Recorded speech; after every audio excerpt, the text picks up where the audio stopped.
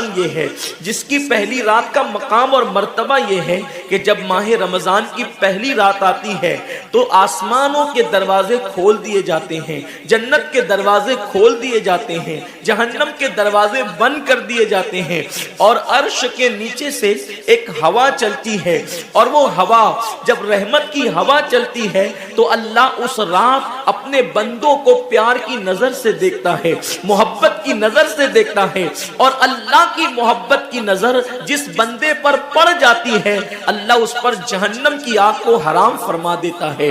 میرے آقا صلی اللہ علیہ وسلم کے دیوانوں، وہ مہینہ آنے والا ہے، وہ رات آنے والی ہے، وہ شب آنے والی ہے جس رات اللہ اپنے بندوں کو محبت کی نظر سے دیکھے گا، پیار کی نظر سے دیکھے گا، الفت کی نظر سے دیکھے گا۔ میرے پیارے آقا صلی اللہ علیہ وسلم کے پیارے دیوانوں، آپ اندازہ کریں کتنا وہ مقدس بندہ ہے، وہ بندہ مقدر کا سکندر ہے جس کے وجود پر میرے اللہ کی نگاہ رحمت پڑ جائے، میرے کریم کی نگاہ رحمت پڑ جائے۔ ہم کس کس کی نگاہ کے طالب ہوتے ہیں، ہم کس کس کی توجہ کے طالب ہوتے ہیں۔ ہم سوچتے ہیں کہ پیر صاحب کی نگاہ پڑ جائے گی تو میرا بیڑا پار ہو جائے گا، یقیناً پیر صاحب کی نظر بڑی قیمتی ہے۔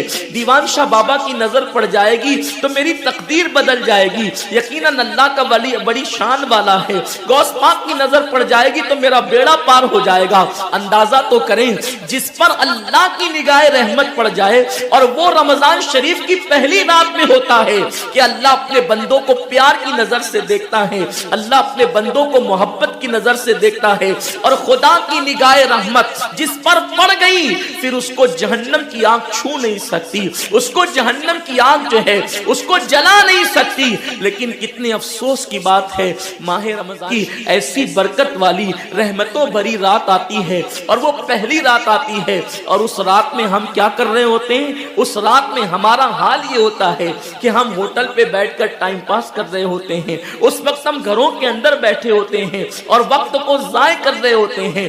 اور اب تو حال یہ ہو گیا ہے کہ ساری چیزوں سے تعلق توڑ کر ہم نے سارے رشتے اپنے موبائل سے جوڑ لیے ہیں۔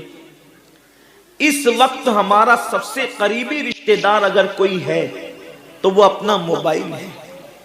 یہ ہنسنے کی بات نہیں ہے، یہ بہت نقصان کی بات ہے۔ اس قدر قریبی رشتہ، ماں باپ سے بھی زیادہ قریبی رشتہ موبائل سے، باپ سے بھی قریبی رشتہ موبائل سے، بیوی سے بھی زیادہ قریبی رشتہ موبائل سے۔ آپ کہیں گے اتنا قریبی رشتے کی آپ بات کرتے ہیں؟ ہم کہتے ہیں جو جتنا قریبی رشتہ دار ہوتا ہے اس پر توجہ اتنی زیادہ ہوتی ہے، اس سے پیار اتنا زیادہ ہوتا ہے، اس کی طرف توجہ اتنی زیادہ ہوتی ہے، اس سے لگن اتنا زیادہ ہوتا ہے۔ ہماری آنکھ ابھی بستر پر کھلی نہیں ہوتی اور ہم سیدھا ہاتھ اٹھا کر کے آدھی آنکھیں بند ہوتی ہے اور آدھی آنکھیں کھلی ہوتی ہے، اور ہم پہلے اپنے موبائل کی طرف ہاتھ بڑھاتے ہیں۔ کسی کا میسج تو نہیں آیا؟ میرے پیارے آقا صلی اللہ علیہ وسلم کے پیارے دیوانوں، امی کے پاس بیٹھے ہیں پھر بھی موبائل، بیوی کے پاس بیٹھے ہیں پھر بھی موبائل، والد کے پاس بیٹھے ہیں پھر بھی موبائل۔ حد تو یہ ہے کہ مسجدوں کے اندر بیٹھے ہیں پھر بھی موبائل۔ یقیناً اگر کام کے میسیجز ہو اور اگر کام اور ضروری چیز ہو، ٹائم دیکھنا ہو، تو آپ یقیناً موبائل کو ہاتھ میں لیں۔ موبائل کوئی بری چیز نہیں ہے، لیکن انسان کتنا ڈوب گیا، عبادت کا سارا وقت انسان اپنے موبائل پر ضائع کرتا ہے۔ وقت کی قلت، انسان بار بار شکایت کرتا ہے وقت کی قلت دامنگیر ہے، ٹائم میرے پاس نہیں ہے، وقت میرے پاس نہیں ہے، میں بہت مصروف ہو گیا ہوں، میں بہت بزی ہو گیا ہوں۔ لیکن اس کو دیکھو کہ رات کے 2-2 3-3 بجے تک کے آن لائن رہتا ہے بلا ضرورت۔ ضرورت ہے تو کوئی بات نہیں، بلا ضرورت۔ میرے آقا صلی اللہ علیہ وسلم کے دیوانوں، موت کی تلوار ہمارے سروں پہ لٹک رہی ہے اور ہمیں جلد سے جلد موت کی تیاری کرنا ہے۔ صوفیہ فرماتے ہیں جیسے سورج غروب ہونے والا ہوتا ہے تو کسان نظر سورج پر رکھتا ہے اور جلدی جلدی کام نپٹا مٹانے کی کوشش کرتا ہے اس کو یاد ہے یہ بات، اس کے ذہن میں یہ بات کہ آج کا سورج غروب ہونے سے پہلے پہلے میں نے اپنے کام کو مکمل کر دینا ہے، تاکہ کل کا سورج طلوع ہونے کے بعد میں نے پھر بیج بو کر کے آگے کا کام کرنا ہے۔ میرے آقا صلی اللہ علیہ وسلم کے دیوانوں، وہ کسان اگر یہ سورج غروب ہوتے ہوتے مر گیا تو کل اس کا کام کوئی اور کر جائے گا، اس کا بیٹا بیج بوئے گا، اس کی بہو بیج بوئے گی، اس کی بیج بوئے گی، اس کے رشتہ دار بیج بوئیں گے۔ لیکن یاد رکھنا، اگر دنیا کے اندر ہماری زندگی کا سورج غروب ہو گیا تو پھر نیکیوں کا بیج ہماری جگہ کوئی نہیں بو سکتا۔ اللہ رب العزت نے کبھی ماہ رمضان کی شکل میں، کبھی شب برات کی شکل میں، کبھی شب قدر کی شکل میں، کبھی اللہ اکبر ماہ شعبان کی شکل میں، کبھی لیلۃ البرات کی شکل میں، کبھی شب معراج کی شکل میں، کبھی لیلۃ الجمعہ کی شکل میں یہ حسین قیمتی لمحات ہمیں اس لیے عطا فرمائے ہیں کہ میرے بندے اگر تو گناہوں کے اندر ڈوب گیا ہے، یہ مخصوص راتیں تجھے دے رہا ہوں، مخصوص دن تجھے دے رہا ہوں، ان راتوں میں میری عبادت کر لے، ان دنوں میں میری عبادت کر کے مجھے راضی کر لے تاکہ میں تیری مغفرت کر دوں۔ اور پھر رمضان شریف کی تو بات ہی جدا ہے۔ ماہ رمضان تمام مہینوں کا سردار ہے۔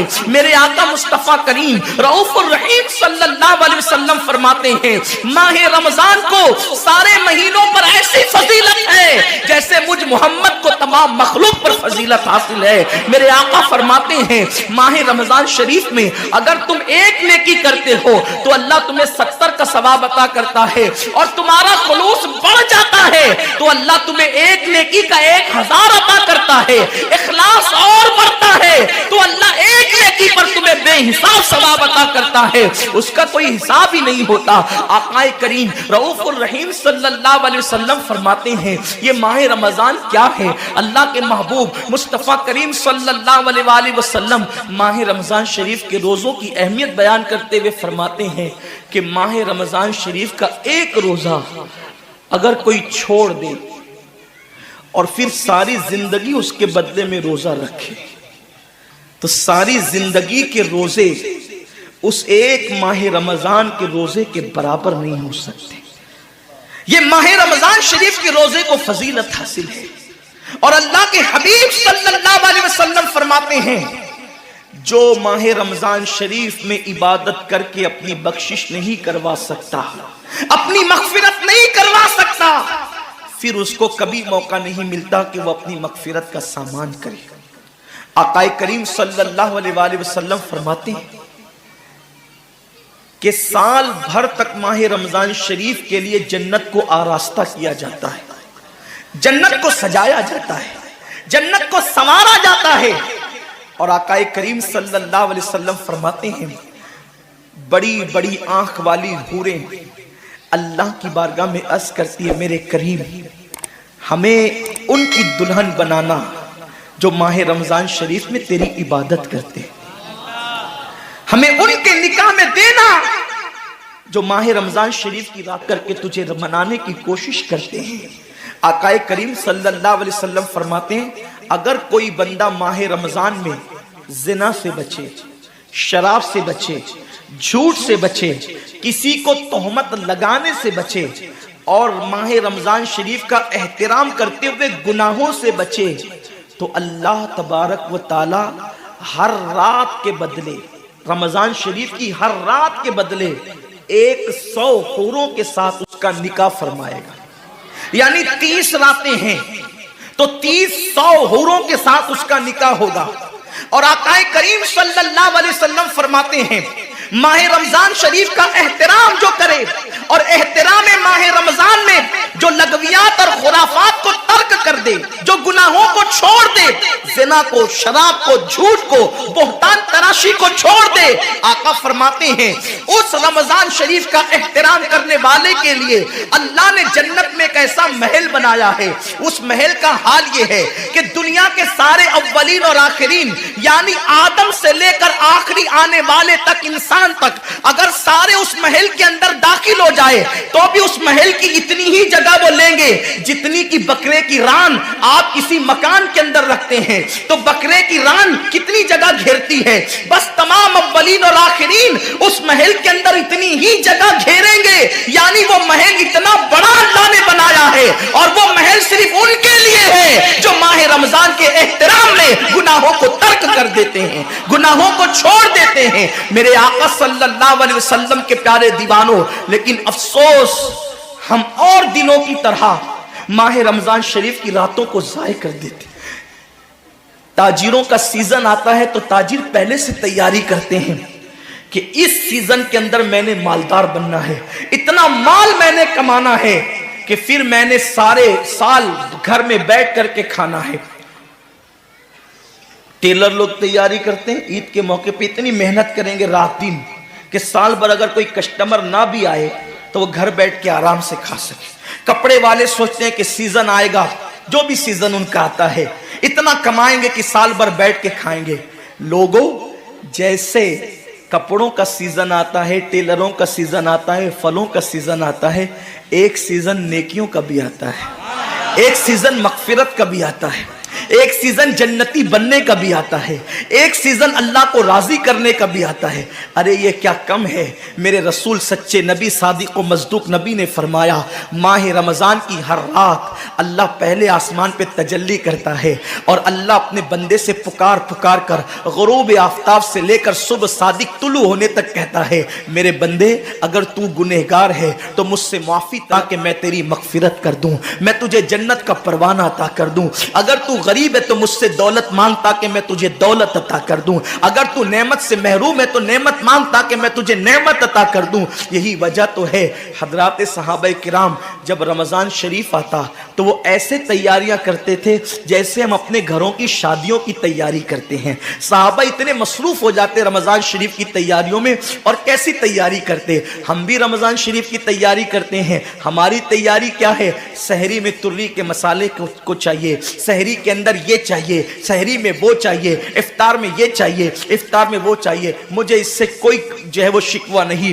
میرے آقا نے اس سے منع نہیں کیا۔ حضور فرماتے ہیں کہ رمضان شریف میں گھر والوں کا دسترخوان وسیع کر دیا کرو، گھر والوں پہ زیادہ خرچ کیا کرو، اس لیے کہ جو گھر والوں پہ رمضان شریف میں خرچ کرتا ہے اللہ اس کو اپنی راہ میں خرچ کرنے کا ثواب عطا کرتا ہے۔ اور فاروق اعظم فرماتے ہیں جو رمضان شریف میں کشادگی کرے گھر والوں پر اللہ اسے جہاد میں خرچ کرنے کا ثواب عطا کرتا ہے۔ مجھے اس سے کوئی شکوہ نہیں، لیکن صحابہ کی تیاری کیا ہوتی تھی؟ جب رمضان شریف آتا صحابہ اپنے بستر کو باندھ دیا کرتے تھے۔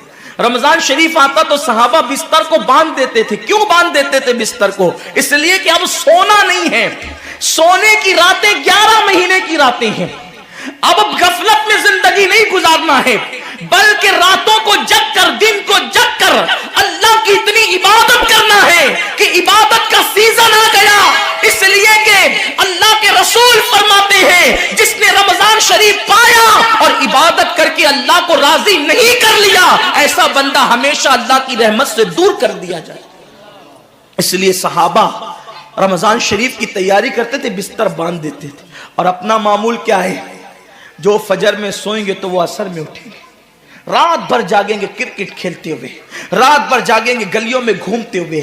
میرے آقا صلی اللہ علیہ وسلم کے دیوانوں، بہت قیمتی وقت آ رہا ہے، بہت قیمتی مہینہ آ رہا ہے۔ یہ وہ مہینہ ہے جو جہنمیوں کو جنتی بناتا ہے۔